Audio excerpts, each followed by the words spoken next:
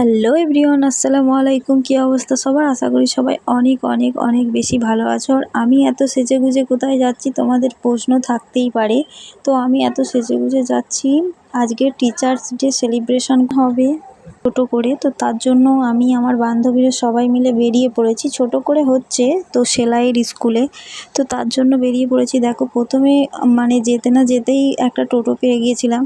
আর আমাদের এইখান থেকে দুটো গাড়ি চড়ে যেতে হতো, আর আমাদের তিনজনের সব থেকে লাস্ট আর দেরি হয়ে গেছে। আমরা পৌঁছাতে পৌঁছাতে গিয়ে দেখি পুরো লাস্ট আমরা।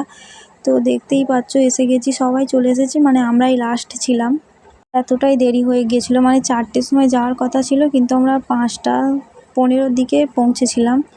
আর এইটা হলো আমাদের গিফট, তিনজন মিলে একটা গিফট দিয়েছিলাম। তারপরে ফটো টোটো সবাই মিলে তুলে নিলাম, গ্রুপ ফটো সবাই মিলে একসঙ্গে। অনেকেই আসেনি, আবার অনেকেই এসেছে।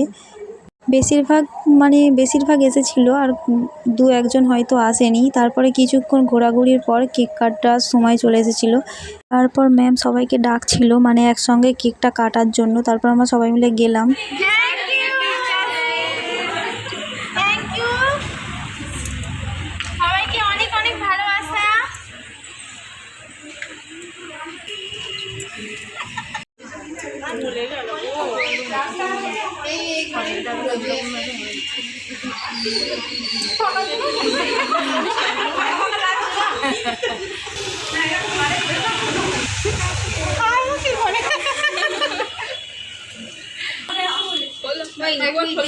তারপরে কেক কাটা শেষ হয়ে গেল। তারপর আমরা কিছুক্ষণ ঘোরাঘুরি করছিলাম। কেক কাটা শেষ, খাওয়ার থেকে বেশি তো কেক কাটা খাওয়ার থেকে বেশি মাখা আর কি। আর এই বছর আমাদের ফার্স্ট ছিল, আমাদের ব্যাচটা ফার্স্ট ছিল।